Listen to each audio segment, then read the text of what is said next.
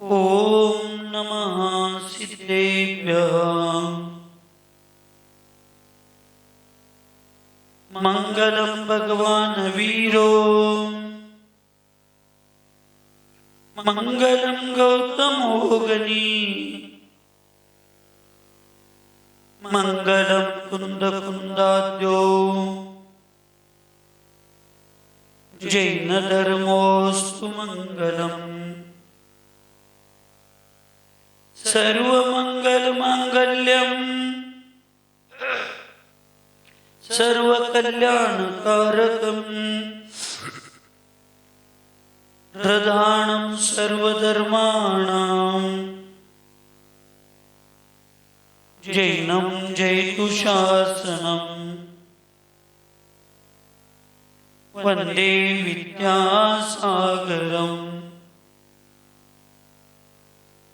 वंदे सन्मति सागरम।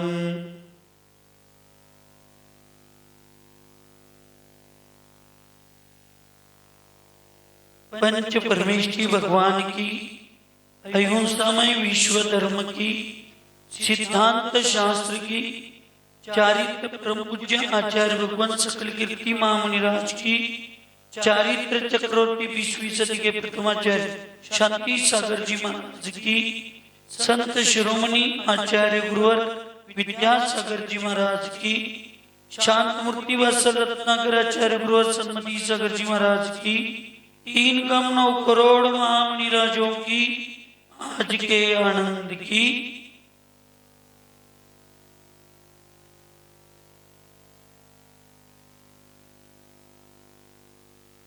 आचार्य भगवान सकल कीर्ती महामुनिराज यांनी मूलाचार प्रदीप या महान ग्रंथामध्ये पूर्व 8व्या अध्यायामध्ये ज्यांनी आजपर्यंत मोक्ष पदाची केवळ ज्ञानाची प्राप्ती करून घेतलेली आहे त्यांनी सर्व आत्मशुद्धीच्या आधारेच या सगळ्यांना प्राप्त करून घेतलेलं आहे। अनंत अनंत सिद्ध परमेष्ठी ते झालेले आहे। ज्यांनी आजपर्यंत मुनिपदाची प्राप्ती करून घेतली पण त्या मुनिपदाच्या प्राप्तीनंतर अजून ज्यांना मोक्ष पदाची अनंत गुणरूपी शुद्ध परमात्म्याची आत्म्याची प्राप्ती ज्यांनी करून घेतलेली नाही त्यांनी आत्मशुद्धीपूर्वक व्रतांचं पालन केलं नाही हे समजावून घ्यायचा उल्लेख 8व्या अध्यायामध्ये आचार्यांनी केले। आता 9व्या अध्यायामध्ये कशा पद्धतीनं जीव आत्म्याला परमात्मा बनवतो, कोणत्या मुनी महाराजांना ते शक्य आहे, कोणत्या मुनी महाराजांना ते शक्य नाही, मुनी बनण्यासाठी मोक्ष घेण्यासाठी कसं मुनी बनावं आणि मुनी बनण्यासाठी श्लोक अवस्थेत कसं जगावं याची चर्चा आपण इथून पुढच्या काळामध्ये करायची आहे। आचार्यांनी एक उदाहरण दिले। तुम्ही म्हणत असशील की महाराजजी आम्हाला श्रावकांना तुम्ही ह्या गोष्टी का शिकवा लागला? शास्त्र एकच सांगतं, साधूंना पहिल्यांदा तुम्ही श्रावकांनी कोणताही उपदेश द्यायला सांगितला तर तो चारित्र्याचा मोक्षाचा उपदेश देतो। ते सहन ग्रहण करण्याची शक्ती नाही म्हटले तर अनुरतांचं प्रतिमेचं उपदेश द्यायचं। प्रतिमा धारण करण्याची माझ्याकडे कॅपॅसिटी नाही असं म्हटले तर मग सम्यक दर्शनाची महिमा सांगायची असते। सम्यक दर्शनी ग्रहण मला करण्याची क्षमता नाही म्हणले तर मग कुठे दिसत तिकडे जा म्हणून सांगायचं नियम। एक गाव होतं, गाव कोणतं? एक वेळा कुंभोज, आणि त्या कुंभोज गावामध्ये लोक कशी होती? अत्यंत चांगली, धर्मी, अत्यंत हुशार अशी सगळी लोक होती. आणि मग ती सगळी लोक बसत होते आपल्या धर्मध्यान सगळं करत. त्याच्यात एक महावीर भोकरे होते. कुठलं गाव ऐकू येत नाही, त्याच्यात महावीर भोकरे होते. ते रोज तिथं चौकात बरोबर कट्ट्यावर आपल्या लोकांना घेऊन, मित्रांना घेऊन बसणार. कुठं? मसुदीच्या कट्ट्यावर. सकाळी जायचं, बस्तीत जायचं, पाया पडायचं, आपलं नव्या नमोकार मंत्र म्हणायचं, महाराजांचा हार व्यवस्थित झाला काय चौकशी करायचं, मग जेवायचं. त्याच्या अगोदर जरा लईच जर साखर इकडे तिकडे होत असली काय तर न्यारी करायचं. परत महाराजांचा हार व्यवस्थित झाला काय चौकशी करायचं, मग जेवायचं. कारण ते निश्चिंत होते, कारण त्यांच्या मुलांच्याकडं आता परिवाराची व्यवस्था सांभाळण्याची क्षमता आणि ते संस्कार त्यांच्यावर झालेले होते. त्यामुळे ते निवांत तिथं बसणार. एक दिवस असं दुपारी निवांत 12 वाजता उन्हाच्या भर मे महिन्याच्या उन्हात निवांत सावलीत झाडाखाली त्या कट्ट्यावर बसलेले होते. इतक्यात एक इकडून दक्षिणेकडं रस्ता येतो. त्या रस्त्यानं बिट्टू सारखा एक मुलगा तिकडं उन्हात आलेला असतो. अत्यंत घामी घूम झालेला होता. ऊन सगळं म्हणजे उन्हात होता. आणि त्याला दुपारी कोणच दिसणार, ते महावीर काका एकटे दिसले. तिथे गेला, म्हणला काका काका काका. म्हणले बाळा शांत बस, 2 मिनिटं शांत हो. काय पाहिजे सांग, तुला पाणी पे. जवळ पाण्याची बाटली होती, पाणी दिले. म्हणले आता विचार, शांत बस. काका उत्तरेकडे रस्ता जातोय, रस्ता कुठे जातोय? महावीर काका म्हणते बाळ तुला कुठं जायचं सांग. तो म्हटला ते तुम्हाला कशाला पाहिजे, राहू दे.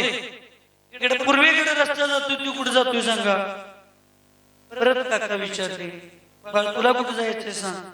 आणि तुम्हाला ते कशाला पाहिजे, बरं इकडे पश्चिमेकडे रस्ता गेलाय, कुठे जातोय सांगा. परत काका विचारले तुला कुठे जायचं ते सांग, ते कशाला पाहिजे. आता काकांचा मग स्वभाव तुम्हाला माहितीच आहे. काकांचा ते मुन्ना भाई MBBS. बापूजीने 2 बारी खाणे केले का, 3री बार नाही. 2दा प्रेमाने तिने विचारल्यावर 3ऱ्यांदा याचं उमरटपणाचं उत्तर आल्यावर ते म्हणले जरा आवाज वाढवले, तुला पहिला कुठे जायचंय सांग. जरा ते काकांचा आवाज वाढल्यावर मग तो जरा तरुण रक्त सळसळली. मग तो म्हणला काका ते आपण ठरवलं कुठे जायचं. महावीर काका म्हणले कुठल्या पण रस्त्याचा, मग काय फरक पडते. कुठं जायचं आहे हेच जर मला अजून माहित नसेल तर ह्यो रस्ता कुठे जातोय, तो रस्ता कुठे जातोय, तो रस्ता कुठे जातोय हे चौकशी करण्यामध्ये काही जीवनाचं तथ्य आहे काय. तसं तुम्ही आम्ही सगळी जण अजून मला मंदिराला कशासाठी यायचं, गुरूंच्या सानिध्यात मला कशासाठी यायचं, नेमकं मला धर्म कशासाठी करायचा हेच काय माहित नाही. कशासाठी करायचं आहे हे जोपर्यंत निर्णय होत नाही तोपर्यंत काय करायचं ह्या निर्णयाची किंमत शून्य. आणि उगाच इथून मांडायचं, हे अभिषेक करायचा, हे अभिषेक करायला पाहिजे, असं वाटायला पाहिजे, तसं करायला पाहिजे. काय संबंध काय आपला, अजून मलाच माहित नाही मला कुठं जायचं, मी मंदिरात कशासाठी यायला लागलोय, काय करायला लागलोय. तसं आचार्याने सांगितलं कुठल्याही श्रावकाला धर्मोपदेश देताना उत्कृष्टतेचा उपदेश, उत्कृष्टतेचा. आणि मग ती तयारी नसली तर मध्यम, ते तयारी नसलं तर जगन, ती पण तयारी नसली तर आमच्याकडे तुला मार्गदर्शन करण्यासाठी वेळ नाही. तुला जिथं जायचं तिथं जाऊन तुला धर्मध्यान कर अशी सूचना द्यायची. हा नियमच आहे. त्यामुळे तुम्हाला वाटत असेल महाराज साधूची चर्या का सांगायला लागली, साधू चर्येशिवाय मोक्ष नाही, साधू चर्येशिवाय मोक्ष नाही. आणि उत्कृष्टतेच्या श्रावकांच्या भावना केल्याशिवाय, नियमाचं पालन केल्याशिवाय साधू होणं शक्य नाही. म्हणून श्रावकापासून मोक्ष मार्गाची दिशा ठरते. 4थ्या गुणस्थानामध्ये सम्यक दर्शनाचं पालन केल्यानंतर, स्वीकार केल्यानंतर मोक्षाची दिशा ठरते. प्रतिमा धारण केल्यानंतर मोक्ष मार्गावर तो चालत असतो. मुनी दीक्षा घेतल्यानंतर तो मोक्ष मार्गावर पळत असतो.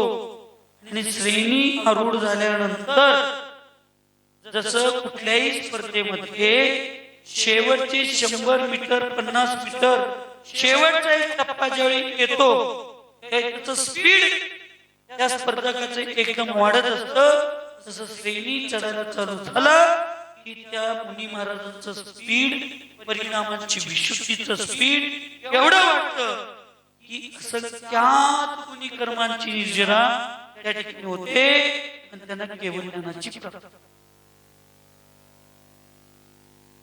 त्यामुळे धर्माचा कुठलाही शब्द, जिनवाणीतला कुठलाही शब्द निरुपयोगी नसतो. म्हणून जिनवाणीला धर्माला कल्पवृक्ष म्हणलं. काय म्हणलं? पिटो ऐकू ना, अजून जोर. काय म्हणायचं? कल्पवृक्ष. कल्पवृक्ष कशाला म्हणतात सांगूया? नारळाच्या झाडाला. कशाच्या झाडाला? एकमेवच नारळाचं झाड आहे की त्या झाडाचं कुठलाही अवयव, कुठलाही पाठ निरुपयोगी नाही. प्रत्येक गोष्टीचा उपयोग कुठं ना कुठं होतो. तसंच धर्माला कल्पवृक्ष, जिनवाणीला कल्पवृक्ष, गुरूंना कल्पवृक्ष हे म्हणायचं कारण आत्मामध्ये आहे. तर जिनवाणीला एक कधी वाया जात नाही, कधी जात नाही. तो कुठं ना कुठं तरी तुमच्या आयुष्यात उपयोगाला येणार, कुठं ना कुठं उपयोगाला येणार. म्हणून आपल्या जीवनामध्ये हे समजावून एक अत्यंत जिन धर्म द्वेषी, ऐकायला का झोपालाय? द्वेष करणारा, जिन धर्माचा द्वेष करणारा एक व्यक्ती. तो मुनी महाराज आणि त्या महाराजांचं प्रवचन किंवा हे चालू झालं की तो शेजारी होता, त्याला चीड निर्माण होतो. आणि तो मंदिरापुढे जाताना सुद्धा असं कानात फोटो घालून एक शब्द मला ऐकायचं. बरोबर एक दिवस त्याच्या पुण्यकर्माचा उदय म्हणा, पाप कर्माचा उदय म्हणा, मंदिराच्या बरोबर समोर आला आणि त्याच्या पायाला काहीतरी लागलं. त्याच्यातनं तो कानावरचं बोट काढला आणि त्यावेळी बरोबर महाराजांच्या मुखातून वाणी आली की देवगतीतील जे देव असतात, ऐकायला का झोपालाय? देवगतीतील जे देव असतात त्या देवांची कधी सावली पडत नाही. त्या देवांची काय पडत नाही? सावली पडत नाही. आणि भूत, व्यंतर, पिशाचे जे देव आहेत ते सगळे व्यंतर जातीचे देव असतात, देवगतीतले देव असतात. हे एवढंच 1-1.5 मिनिटाचं शब्द. पुढं काही दिवस गेले आणि बसून बसून त्या निळूफुल्यागत बसून बसून त्यांच्या मित्रांच्या, त्या लोकांच्या भूत असतं आणि भूत नसतं त्याच्यावर चर्चा चालू झाली.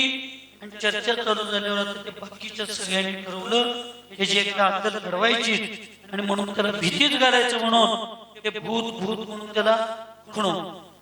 तो म्हणला मी जातो तिथं. आणि त्या ठिकाणी गेला. इतकी घनदाट परिस्थिती होती, भयभीत स्थिती होती, आवाज वेगवेगळे यायला लागले. तो खरोखर भयभीत झाला. पण ज्या वेळेला तो ते माणसं अंगावर पांघरून जे असं घेऊन नाचून भीती घालत होते त्यावेळी तो बघितला तिथे काय दिसत होती? सावली दिसत होती. आणि तो एवढाच विचार केला की दिगंबर महामुनिराज तपस्वी असतात, ते कधीच खोटं बोलत नाही, चुकीचं काही सांगत नाही. आणि आपण एवढंच ऐकलोय की मुनी देवगतीतील देवांची सावली कधी पडत नाही. एवढ्या एका विश्वासावर तो ठामपणे तिथे राहिला आणि त्याला भीती सगळी त्याची निघून. एक शब्द जिनवाणीचा गुरूंच्या मुखातून पडला, त्या व्यक्तीचा जिन धर्मावर सरकला. हे जे पूज्यपाद स्वामी आहेत, सॉरी समंतभद्र महाराज, आपले गुरुदेव समंतभद्र नव्हे, ज्यांनी रत्नखंड श्रावकाचार्य लिहिलं ते समंतभद्र महाराज. 2100-2200 वर्षापूर्वीचे समंतभद्र महाराज, ज्यांनी स्वयंभू स्तोत्र वगैरे लिहिला, मी सकाळी वाचतोय ते समंतभद्र महाराज. रत्नखंड श्रावकाचार्य लिहिले ते समंतभद्र महाराज. ते मूलतः ब्राह्मण. कोण होते ते? ब्राह्मण. आणि त्यांच्याही परिवारात मुनी महाराजांच्या बद्दल सॉरी विद्यानंदी महाराज, ज्यांनी आत्ममीमांसा ग्रंथ लिहिले ते विद्यानंदी महाराज. ते मूलतः ब्राह्मण होते आणि त्यांच्या परिवारात जैन धर्माबद्दल अत्यंत द्वेष भरला होता. फरक एवढाच आहे, त्यावेळेला डायरेक्ट विष पाजत होते, आता जरा गुलाबजामुन एवढाच फरक आहे. स्वभाव कुणाचा बदलत नाही. आणि मग त्यालाही बंधन होतं, महाराज दिसले की दर्शन करायचे, पाया पडायचे नाही. पण त्या मुलाचं भवितव्य जन्मताच एवढं चांगलं होतं की तो मंदिरापुढे गेला आणि एकदा त्यालाही पायात काटा काहीतरी घुसला, खडा घुसला. ते काढण्यासाठी वाकला आणि ते समंतभद्र महाराजजी स्वयंभू स्तोत्राचं पठण करत होते. काय करत होते? आम्ही जसं म्हणतो रोज सकाळी, तसं स्वयंभू स्तोत्र पठण करत होते. त्यातले 2-4 शब्द त्या विद्यार्थी बालकाच्या कानावर पडले. याला आचार्य विद्यानंदी नव्हे, पूर्वीचे. आणि ब्राह्मण समाज जन्मतः त्यांना संस्कृत, प्राकृत, हे घरगुती आणि त्यावेळी भाषाच मूळ संस्कृत. तर त्या विद्यानंदी महाराजांनी ते एक भगवंतांचा श्लोक पूर्ण ऐकत बसले तिथं. आणि त्यावेळेला त्यांच्या लक्षात आलं की या विश्वामध्ये जर खरं न्याय, नय, अनेकात्वाद आणि पदार्थाचं प्ररूपण, आत्म्याचं प्ररूपण, निरूपण जर अपेक्षाकृत जर कुठल्या धर्मात केलं असेल, ते फक्त जिन धर्मातच आहे असं त्यांना विश्वास बसला त्या स्वयंभू स्तोत्राला ऐकून. आणि त्यांनी जिन धर्म स्वीकारला आणि समंतभद्र महाराजांच्या न्याय अभ्यास केला. आणि नंतर ती दीक्षा घेऊन मिथ्यात्वानी अनेकात्वादाचं खंडन करणारे चौकात बसून त्यांनी अन्य मतवादी लोकांना शास्त्र अध्ययन करून, शास्त्रवाद करून त्यांनी जिन धर्माचे प्रभाव संपूर्ण भारत देश. त्यामुळं आम्ही पहिला धर्म करण्याचा अर्थ, आमचा उद्देश आम्हाला कळला पाहिजे. त्यामुळं जिनवाणीतला एक शब्द सुद्धा आमच्यासाठी निरुपयोगी नसतो. निरुपयोगी नसतो.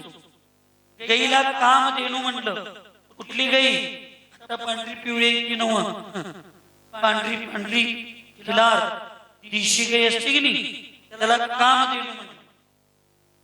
तिथे कामधेनू म्हणून दुधाचं पोस्टर असते डेअरीचं, तिथं सगळी ती काळी पांढरी गाईचं फोटो लावलेला. पण खरं कामधेनू जो शब्द आहे तो पांढऱ्या देशी बैलांच्या गैरांच्यासाठी आहे. त्या गाईचं सुद्धा वस्तू म्हणजे वास्तविक तुम्ही लक्षात ठेवा, त्या पांढऱ्या देशी गाईचं सुद्धा एकही मलमूत्र सुद्धा आरोग्यासाठी आणि आपल्या भारतीय संस्कृतीला सुरक्षित ठेवण्यासाठी. आता तो भाग वेगळा. आम्ही साधूंनी किंवा व्रती प्रतिमाधारी लोकांनी त्याचा उपयोग, त्या मलमूत्र विष्ठेचा उपयोग सेवनामध्ये करायचा नसतो. पण आयुर्वेदामध्ये आणि भारतीय संस्कृतीमध्ये त्या गायीचं फार मोठं महत्व सांगितलं की त्या मलापासून सुद्धा अनेक वस्तू तयार होतात. आणि गायीच्या गोमूत्रापासून कॅन्सर सारख्या रोगावर औषध. म्हणून आचार्यांनी गोरक्षेचं एवढं मोठं आंदोलन उभा केलं. देशी गायी वगैरे कापायला जाणाऱ्या अनेक हजारो नव्हे लाखो गायींची त्यांनी रक्षा केली आणि संपूर्ण भारतामध्ये आतापर्यंत कमीत कमी आचार्याच्या मार्गदर्शनामध्ये 150-200 गौशाळा कमीत कमी झाल्या नुसता आचार्यांच्या एकट्यांच्या मार्गदर्शनाचा आशीर्वाद. म्हणून त्याला कामधेनू म्हणत असतात, म्हणून त्याला कल्पतरू म्हणत असतात, कल्पवृक्ष. म्हणून जिनवाणीला कामधेनू कल्पवृक्ष का म्हणतात? जिनवाणीतला एक शब्द सुद्धा आमच्यासाठी उपयोगी नसतो. अशा जिनवाणीचं आपण पठण करत असताना, समजावून घेत असताना, त्या धर्माला समजावून घेत असताना कशासाठी मला हे करायला पाहिजे ते पहिला ठरवलं पाहिजे. म्हणून 9व्या अधिकाराचं मंगलाचरण करताना आचार्य भगवान सांगतात, सिद्धांत समयादीना प्रणीतुन परमेष्ठिना श्री जगन्नाथ पुरुषाग्रीन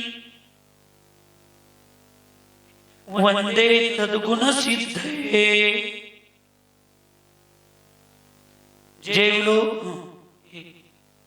जो पांचों परमेष्ठी सिद्धांत और समय आदि को निरूपण करने वाले हैं और तीनों लोकों के इंद्र जिनके चरण कमलों को नमस्कार करते हैं, ऐसे पांचों परमेष्ठियों को मैं उनके गुण प्राप्त करने के लिए नमस्कार करता हूं. 5 परमेष्ठींना सिद्धांत आणि समयाचं निरूपण करणारे पंचपरमेष्ठी कसे आहेत? पर्यंत, सिद्ध, आचार्य, उपाध्याय, सर्व साधू. सिद्ध कसं बरोबर पंचपरमेष्ठींचं स्तवन करतात किंवा सिद्धांताचं कसं काय त्यांनी सांगतात? तर सिद्धांतासाठी घेताना भूत नैगमनयाच्या अपेक्षेने घ्यायचं. ऐकायला की नाही मंडूया? सिद्धांच्या अपेक्षेने काय घ्यायचं? भूत नैगमन. आणि आचार्य, उपाध्याय आणि सर्व साधूंना भावी नैगमनयाच्या अपेक्षेने घ्यायचं. कारण सिद्धांतांचं आणि समय म्हणजे आत्म्याचं, धर्माचं खरं जसं आहे तसं निर्दोष निरूपण करण्याची क्षमता फक्त केवली भगवंताची आहे. आणि त्या केवली भगवंताने जे निरूपण केलेलं आहे त्याला गंधर्व परमेष्ठीने ते झेलून ग्रहण करून ते तुमच्या आमच्यापर्यंत पोहोचवलं आणि त्याला लिपिबद्ध पूर्वाचार्यांनी केला आणि त्याचा आधार आपण घेऊन आता आपण जीवन जगण्याचा, धर्म करण्याचा आणि रत्नत्रयाचं पालन करण्याचा प्रयत्न आपण करतोय. पण वास्तविक जसं आहे तसं निरूपण करण्याची क्षमता फक्त कोणाच्यात आहे? आर्यन परमेष्ठींच्यात आहे. म्हणून सिद्धांत विषय घेताना भूत नैगमनयाच्या अपेक्षेनं त्यांनी पूर्वी केवळ ज्ञान झाल्यानंतर हे करून मग सिद्ध झाले. म्हणून भूत नैगमनय आणि आचार्य, उपाध्याय, साधूंच्या अपेक्षेनं भावी नैगमनयाच्या अपेक्षेनं त्या ठिकाणी पंचपरमेष्ठीचं घेतलंय. आणि त्याच्यात वर्तमानच्या अपेक्षेनं आचार्य, उपाध्याय, साधू हे जिनेंद्र भगवंतांच्या वचनाला आपल्या आपल्या क्षोभक्षमाप्रमाणे सांगून ती धर्म ज्योत, ज्ञान ज्योत अखंड तेवत ठेवण्याचा प्रयत्न हे सर्व 3 पदाधिकारी आचार्य, उपाध्याय, साधू हे करत असतात. म्हणून त्यांना सुद्धा त्या ठिकाणी निरूपण करणारे असं सांगितलेलं आहे. सिद्धांत म्हणजे काय? अनंत म्हणजे धर्म आणि सिद्ध म्हणजे जो सिद्ध केलेला आहे, ज्याचं खंडन कुणीही 3 काळात करू शकत नाही, असं जे आहे तो सिद्धांत. आणि समयचा अर्थ आत्मा, शुद्ध आत्मा, परमात्मा होतो. ह्या सगळ्याचं निरूपण करणारे कोण आहेत? 5 परमेष्ठी आहेत. आणि 3 लोकों के इंद्र जिनके चरण कमलों को नमस्कार करते. 3 लोकातील इंद्र म्हणजे मी परवा तुम्हाला सांगितलोय, भवनवासी, व्यंतरवासी, ज्योतिषवासी. भवनवासी आणि व्यंतरवासीचे जे देवांचं मूल राहण्याचं स्थान आहे ते अधोगतीमध्ये, पहिल्या नरकामध्ये, वरच्या पंखाने गर्भागाव. आणि ज्योतिषवासी देवांचं राहण्याचं मूल स्थान हे आकाश तारामंडल जे मध्य लोक आहे. आणि वैमानिक देवांचं मूल स्थान राहण्याचं जे आहे ते स्वर्गामध्ये, ऊर्ध्व लोकामध्ये. अशा देवांचे चतुर्निकाय देवांचे सगळे इंद्र, मनुष्यगतीचा चक्रवर्ती आणि त्रियंचा सिंह असे जे 100 इंद्र आहेत, त्या 100 इंद्रांच्या माध्यमातून 3 लोकातील सर्व इंद्रांच्या माध्यमातून जे इंद्र ज्यांच्या चरणांची, चरणरूपी कमल, कमल का म्हणलं बरं? कमल का म्हणलं? सगळ्या महाराजांचं प्रेम भाजपवर होतं म्हणून नाही. कमळचा अर्थ आता पण ती तसाच अर्थ होता, कमळवाले पण तसा नाही. राडी राहून स्वतःच्या अंगाला राड न लावून घेता हे एवढं मृदू, कोमल आणि सुगंधी दिसायला सुंदर होत असतं. म्हणून ते रागीत उगवतो, कीचडमध्ये उगवतो. तसं त्या संसारामध्ये सगळ्यांच्या मध्ये राहून सगळ्या प्रकारची लोक समोर असताना सुद्धा ज्यांच्या विचारामध्ये, ज्यांच्या स्थैर्यतेमध्ये, स्थिरतेमध्ये, परिणामांच्या मध्ये एक अणुपरमाणू इतका सुद्धा जे चलायमान होत नाही, जे डोलायमान होत नाही, जे अस्थिर होत नाही, असे ते अर्यंत परमेष्ठी.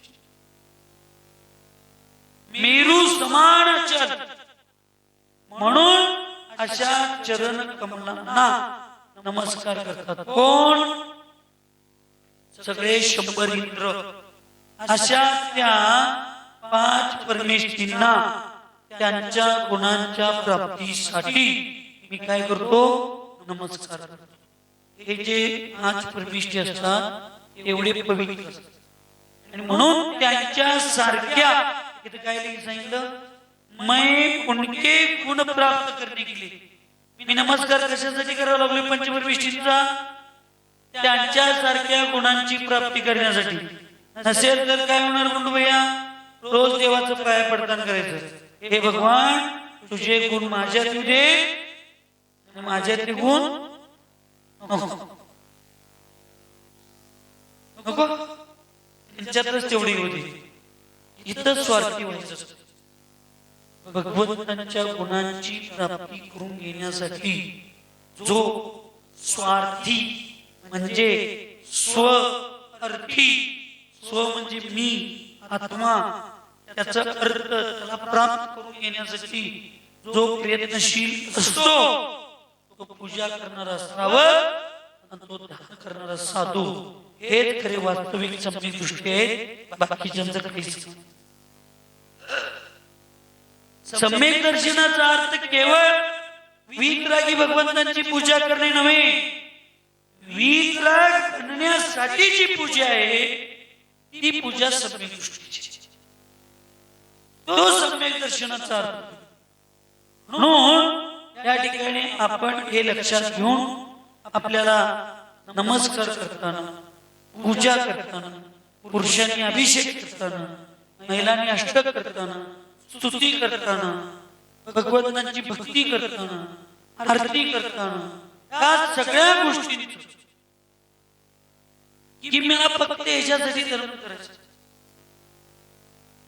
तुम्ही लोक पण ते बाहेर जसं धर्म करताय तसं ते संस्कार घेऊन बस्तीत येऊन धर्म करतात. त्या वडाच्या झाडाला फेरी मारताना काय म्हणताय? ह्योच नवरा, ऐकूयात. 7 भावामध्ये मिळू दे मारुती फिरी. खरं सांग, तुमच्या आवडत्या व्यक्तीची शपथ,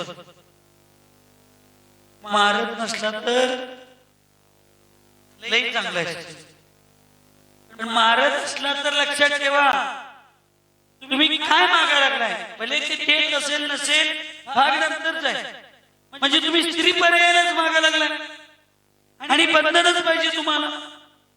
पण इथं तिथं 7 फेऱ्या झाडाला तोच नवरा पाहिजे म्हणून दे म्हणून जसं मारत असताय, तसं आपल्या मंदिराला 3 फेऱ्या मारताना, गुरूंना 3 फेऱ्या मारताना, भगवंतांना 3 फेऱ्या मारताना वंदे तद्गुण लभते. हे भगवान, मला तुझ्यासारखे भगवान जोपर्यंत मोक्ष मिळत नाही तो पादो मम हृदये मम हृदयम तो पदद्वयलीनम. तुझ्या हृदयामध्ये, माझ्या हृदयामध्ये तुझे चरण आणि तुझ्या चरणामध्ये माझे हृदय तोपर्यंत मला प्राप्त होऊ दे. जोपर्यंत यावत, जोपर्यंत मला मोक्षाची सिद्धीची प्राप्ती होत नाही. तिथं पण फिरी मारा लागलाय आणि इथं पण फिरी. त्याच्यात फरक किती आहे? तिथं संसार परिभ्रमणाच्या भावना आहेत, बंधनाच्या भावना आहेत, आणि इथं बंधनातून मुक्त होणाऱ्या, संसार परिभ्रमणातून मुक्त होणाऱ्या. म्हणून भगवंतांच्या पुढं विघ्नाकार फिरी मारायची.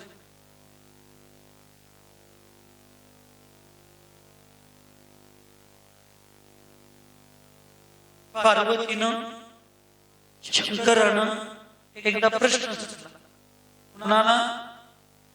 कार्तिकेला आणि गणपतीला, की कोण पहिला ब्रह्मांडाचं फिरी मारून येतो तो म्हणजे तो प्रभावशाली.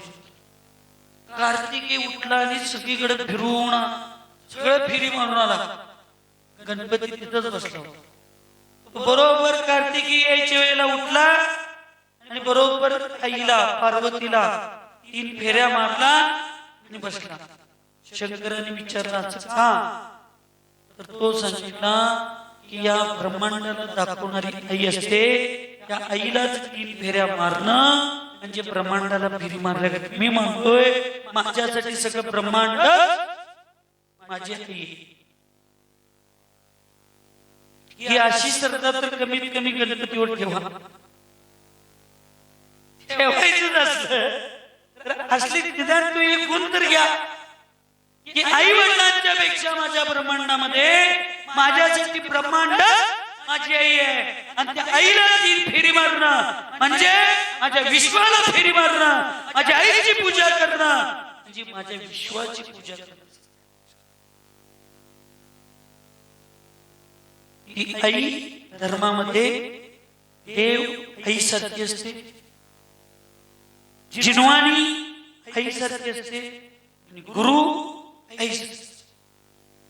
त्यामुळे मला आचार्यशींच्या दर्शनाला जाताना प्रत्येक जण विचारले होते की महाराजजी आता तिथपर्यंत जायचं तर शिखरजी पर्यंत जाऊनच शिकले. मी दिदींना, सरळ साक्षींना आणि व्यवस्था करणाऱ्या सगळ्यांना सांगितलो, आचार्यशींना 3 फेरी मारलो की माझे 5 धाम, तिथं कैलास पण तिथंच आहे, शमीरगिरी पण तिथंच आहे, चंपापुरी तिथंच आहे, पावापुरी तिथंच आहे, गिरनार तिथंच आहे. कारण या 5ची ओळख त्यांच्या पायात बसल्यामुळे झालेली आहे. त्यामुळे तिच्यापेक्षा माझ्यासाठी कुठलंही सिद्ध. घरामध्ये आपले आई वडील आणि धर्मामध्ये आपले गुरु हेच आपले विश्व असतं. ह्याच्या पलीकडे विश्व काय आपलं असताच कामा नाही. श्रद्धेपोटी तर आपल्या जीवनाचं कल्याण होतं. आपण नको नको त्या वस्तूसाठी आणि व्यवस्थेसाठी घरात आपल्या आई वडिलांची किंमत शून्य करायला लागलो, आणि धर्मामध्ये आपल्या गुरूंना आपण मानायलाच तयार. पण यांना सोडून आम्ही जगाला जाणण्याचा प्रयत्न करायला लागलो. आणि एका गीतकारानं म्हटलं, सबको तो जाना निज को न जाना, कैसा ज्ञान धारा तूने आपना पिछाना. सगळ्यांना मी जाणलो, पण मी स्वतःला जाणलो नाही. जगातल्या सगळ्या पुरुषांना जाणलो, पण मी माझ्या घरातल्याच आई वडिलांना ओळखू शकलो नाही. तर तू काही ओळखला, काही ओळखला नाही. सगळ्यांची गुण तुझ्या लक्षात आली, पण स्वतःची गुण दुर्गुण स्वतःच्या लक्षात आले नाही. तर मग काय उपयोगाचं? म्हणून आचार्यांनी सांगितलं की त्या पंच परमेष्ठींची मी जी पूजा करायला लागलोय, हा जो चातुर्मास तुम्ही करायला लागलेला आहात, तो लोकांना दाखवण्यासाठी नव्हे, तर स्वतःला बघण्यासाठी हा चातुर्मास आहे, इतरांच्यासाठी चातुर्मास. याची जोपर्यंत निश्चय, त्याचा निर्णय जोपर्यंत मला होत नाही, तोपर्यंत माझा सर्व स्वाध्याय, अभ्यास, धर्म हे सगळे माझे निरर्थक. म्हणून अशा त्या पंच परमेष्ठींची गुणांची प्राप्ती होण्यासाठी हे भगवान, मी तुम्हाला पांच परमेष्ठींना नमस्कार करतो. असं सकल कीर्ती महामुनिराज सुद्धा त्या 9व्या अध्यायाच्या अधिकारामध्ये म्हणतात. बंधूंनो, माता भगिनींनो, उपस्थित सर्व भविजीवानो, पंच परमेष्ठी शिवाय आपल्याला कोणीही तारणारा नाही. तारण कोणीही आम्हाला नाही त्राता, नाही त्राता, नाही त्राता जगत रे. 3 लोकांमध्ये आम्हाला तारणारा कोणी नाही. वीतरागा परो देवो न भूतो न भविष्य. वीतराग भगवंताच्या शिवाय आणि वीतराग भावनेशिवाय मला ना भूतकाळात कोण तारणार आहे, ना भविष्य काळात मला कोण. म्हणून आपण सगळ्यांनी ही गोष्ट शिकली, समजावून घेतली पाहिजे. आणि जीवन कसं जगायचं हे समजावून घेतल्याशिवाय जीवन जगण्याचा काय अर्थ नाही. आणि तो जीवन जगायला आपल्याला कळलं पाहिजे. पूर्वी एकदा मी दृष्टांत सांगितलं होतो, अनेकदा तुमच्या उजळणीपूर्वक मी सांगतो. एक गाव होतं, ऐकविना गाव होतं. कुठलं? कुंभोज गाव. सगळी लोक कशी होती? एवढं तरी 4 महिन्यात पाठ करा, तेवढं तरी विश्वास आहे की तोंडानं म्हणायला पण त्याला काय असं बरायचं. कशी होती लोक? चांगली होती आणि धार्मिक, बरोबर. आणि मग त्या गावामध्ये अत्यंत गुन्ह्या गोविंदानं सगळं चालत असताना एक परिवार अत्यंत धार्मिक होता. धार्मिक होता, प्रेमळ होता, दयाभावनीपूर्वक जगणारा होता, सगळे व्यवस्थित होतं, साधूंच्या संगतीतला होता. आणि त्या साधूंच्या संगतीत जगत असताना त्यांच्यावर फार मोठा दया धर्म चालतात. कुणाचं बिट्टू कुणावर जातं? बिट्टूवर जातं. अत्यंत बघा तिकडे मला सोडून कुठं सुद्धा जात, आणि कुठे गेला तरी मला भीत कळून सुद्धा कुणाला जाणून सुद्धा देत नाही. का? पण आपण लोकांनी स्वीकार करायचे. आम्ही लोक एकदम आमच्या या सगळ्या मुलांना, सगळी जैन इमामांची मुलं असू देत, वीरच्या वजनची मुलं असू देत, ही सगळीची मुलं यायला लागलेत. तुम्हाला हे स्थान निर्माण करायला 20-20, 30-30 वर्ष गेली, पण तुम्हाला मुलांच्याकडून केलं की 1-2 दिवसात अपेक्षित आहे. कसं शक्य आहे?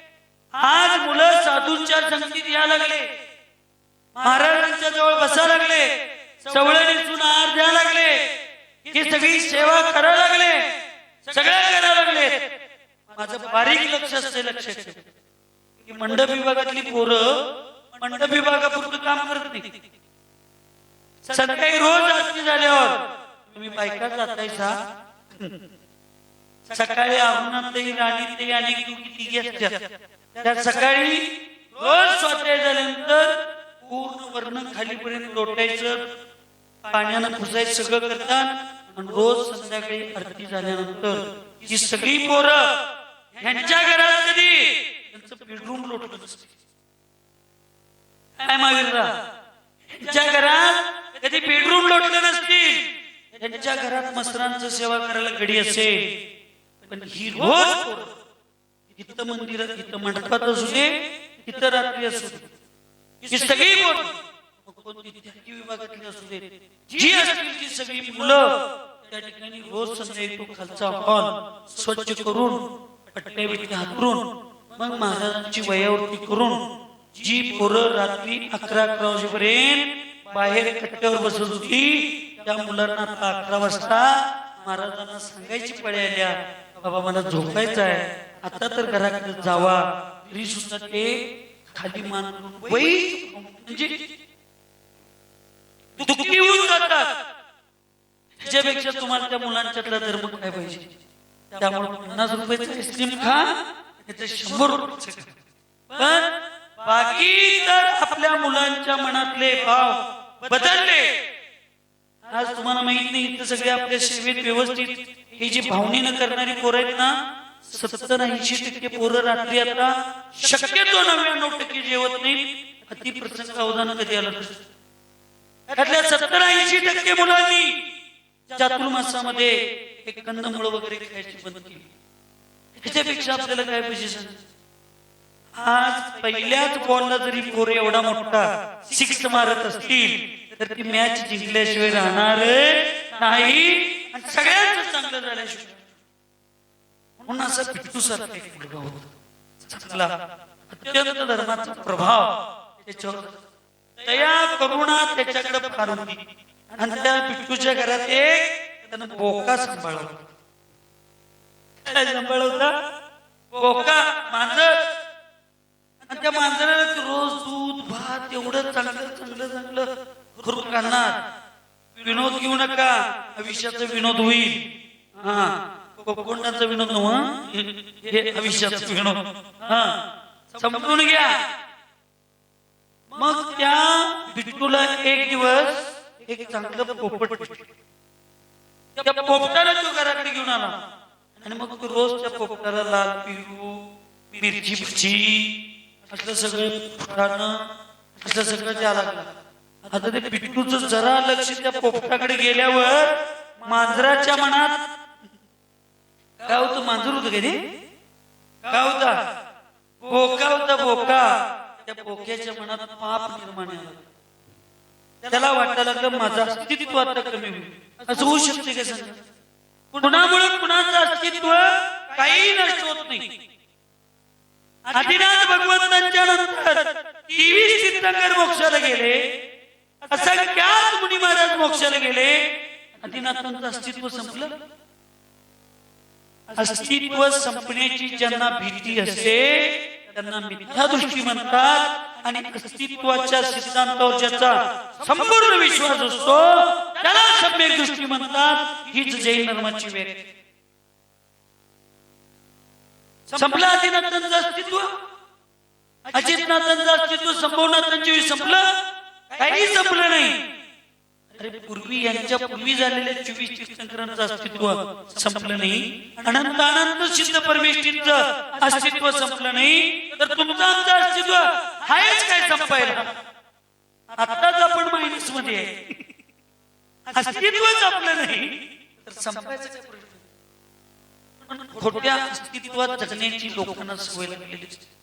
आणि त्या पोपटाला जरा पिट्टू माया करायला लागल्यावर त्या बोक्याच्या मनात पाप आला. आणि त्या बोक्याच्या मनात पाप आल्यानंतर तो म्हणला तर एक दिवस नुसता माझा मालक कुठं तर जाऊ दे, त्या पोपटाचा बरोबर कार्यक्रमच करतो. कुठल्या चौकले नव्हतं, चंदापूरचा पोपट. पोपटीत रागू रागू काय ठीक आहे म्हणलं. एक दिवस अचानक फोन आला बिट्टूच्या आईचा. निरोप.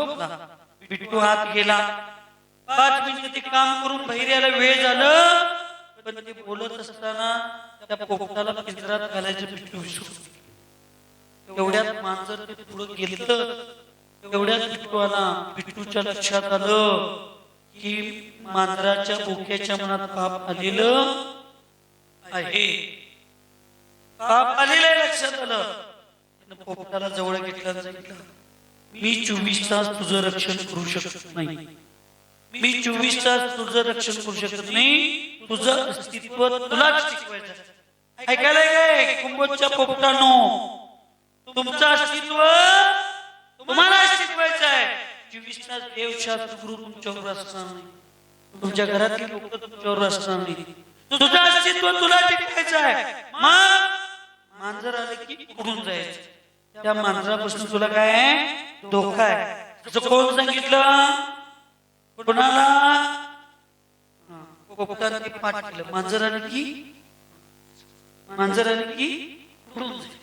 पुढे 10-15 दिवस गेले आणि परत काही कामांमध्ये एकदम पोपटाला ते खेळवत असताना आता आईचा निरोप आल्यावर बिट्टू आत गेला. एक अर्धा पाऊण तास आईच्या कामात मदतीला मदत करायला. तुमच्या गावातली खरंच कोरोना चांगली. तुमच्या गावातले पुरुष खरंच लई चांगले. आज सकाळी जिथं चौकात गेलो तुम्ही पोपट दादांच्या, त्या अक्षयची बायको मला सांगितली, महाराज आमच्या यांनी मला आमटी करून जेवायला वाटत म्हणून. किती चांगली लोक आहेत बघ. परवा गुरुपौर्णिमे दिवशी एकापेक्षा एक भाजी केली, एकापेक्षा एक चांगलं स्वीट पदार्थ सगळं. मी तरी म्हणत होतो कुंभोजच्या बायका एवढ्या धार्मिक का? तर तुमची नवरे घरात काम करतात म्हणून तुम्हाला तिथे बस्तीत येऊन बसायचा. बाकीच्या गावात वेगळा आहे, तुमच्या गावात जरा वेगळा आहे. आणि आज ती सुद्धा भाजी एवढी चांगली जाती. लक्षात ठेवा, भक्तीला चव असते, श्रद्धेमध्ये गोडवा असतो.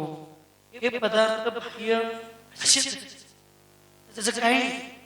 1-2-3 महिने मीठ ठेवला तर त्यातला गरटपणा कमी होतो, तो हवेत उडून जातो. साखरेतला गोडवा 1 वर्ष 2 वर्षांना आपाप कमी होतो. पण भक्तीचा गोडवा जर स्थिर तो आत्मा परमात्मा म्हणल्याशिवाय राहू शकत नाही. म्हणून आपल्याला भक्ती सुरक्षित, आपली श्रद्धा सुरक्षित ठेवायची. मग तो आईला मदत करायला गेला. कोण? बिट्टू. खरोखर करतो की नाही माहिती नाही. हात मदत करायला गेला. 1 तासभर वेळ झालं आणि तो परत बैल लवकर आलाच नाही. एवढ्यात त्या मांजराला बोक्याला संधी आली. तो 4 पावलं पुढे आला. पोपट बघा लागलाय आणि काय म्हणतोय? मांजर आले की 10 फुटावर पोपट 4 फुटावर आलं. मांजर आले की मांजर 4 फुटावर आलं. पोपट काय म्हणाले? मांजर आले की उडून जायचं. 2 फुटावर आलं. बंडू भैया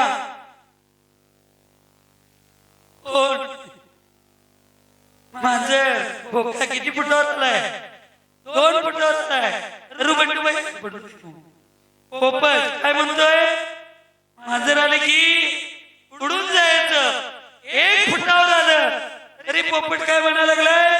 मांजर आले की उडून जायचं. बोक्यानं मांजरानं पंजा मारला, त्याला पायात पकडलं तरी पोपट म्हणायला लागलाय मांजर आले की तोंडात धरलं तरी तो म्हणायला लागलाय मांजर आले की कोण?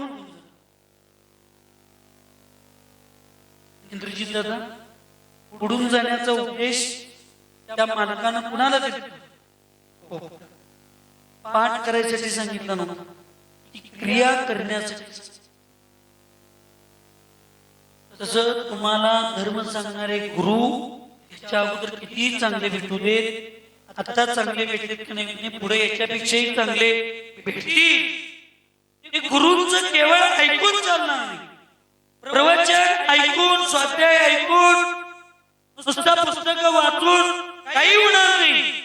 आम्हाला हे लक्षात आलं पाहिजे, काळ कुणालाही सांगून येत नाही. भैया त्या पोपटाला दिसत तर होतं मांजर या पण तुम्हाला मला कुणालाही माझा काळ सांगून येणार नाही. जोपर्यंत संधी आहे, अजून तो मांजर खोका लांब आहे, तो काळ लांब आहे, तोपर्यंत मला या संसारातून उडून जाणं अत्यंत गरजेचं आहे. नुसताच उडून जातो, उडून जायला पाहिजे, उडून जायला पाहिजे, पाठ करून चालणार. तसं नुसता मंदिरात मंडपात येऊन बसून चालणार नाही, नुसता टाळी वाजवून चालणार नाही, नुसता जयकारा घालून चालणार नाही. आम्ही आमची मुलंही लक्षात ठेवा, एवढं तरी धर्माचं पालन करण्याचं भाव करा लागेल, एवढं तरी सेवा करण्याचं भाव करा लागेल, हे आपण सगळ्यात मोठं समजावून घेतलं. त्यामुळं हा चातुर्मास दुसऱ्यांच्यासाठी, हा चातुर्मास स्वतःसाठी. हे 4 महिने इतरांच्यासाठी नाही. तुमच्यात कष्ट बायका सांगत्यात 4 महिने आता आम्ही असंच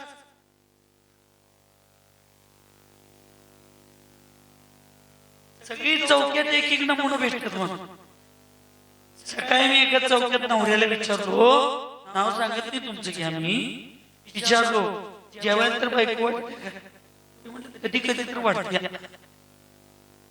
मी असं खुणवून बैठलो, कधी कधी तर म्हणजे.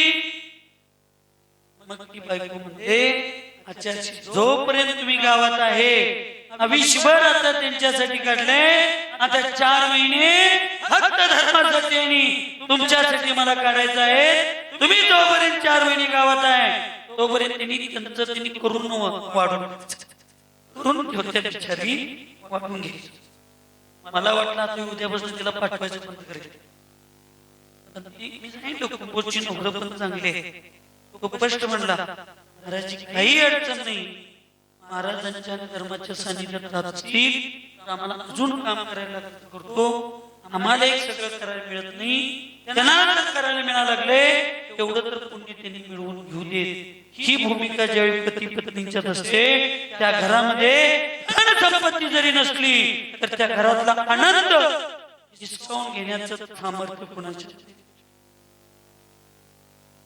हे सामर्थ्य पाहिजे, हा विश्वास पाहिजे की कुठल्याही चुकीच्या कामासाठी माझी पत्नी जात नाही, धर्मासाठी जाते, गुरूंच्या सेवेसाठी जाते, गुरूंच्या व्यवस्थेसाठी जाते, आणि ती मिळवलेलं पुण्य मी जर तिला तिथं सोडत असेल तर तुम्हाला 60% पुण्य आहे. पण माझं मत आहे 60% तुम्ही का समाधान म्हणताय? तुम्ही पण तिच्यावर आला तर 100% मिळवा. परत बायकोला 94% आणि तुम्हाला 60%, मग प्रॉपर्टी जास्त बायकोची होईल, तर तुमचं काय चालणार नाही. त्यामुळं आपण धर्म करत असताना त्या सगळ्या गोष्टी करायला पाहिजेत. आज पुरुषांच्या मनात हे भाव व्हायला लागले, करायला लागले, ह्याच्यापेक्षा मोठा धर्म काही नाही. पण आपण स्वतः स्वीकारून आपण चांगल्या पद्धतीने आचरण केलं पाहिजे. तोच खरा धर्म आहे, आणि ते सर्व सामर्थ्य तुमच्या आमच्या सगळ्यांच्या येऊ दे, एवढीच मंगलमय भावना व्यक्त करतो. सुखी रहे सब जीव जगत में, कोई कभी न घबरावे.